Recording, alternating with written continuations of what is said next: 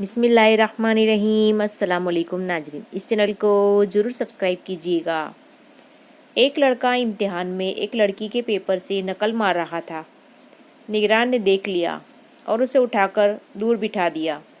جب اس لڑکے کو اور کچھ نہ سوجا تو سوال کے آخر میں لکھ دیا، جواب کا بقیہ حصہ باجی شبانہ کے پیپر میں ملاحظہ فرمائیں۔ ایک سیاح پہلی مرتبہ پاکستان آیا۔ ایک پھل کی دکان پر اس نے کیلے کی طرف اشارہ کرتے ہوئے پوچھا، یہ کیا ہے؟ دکاندار، یہ کیلے ہیں۔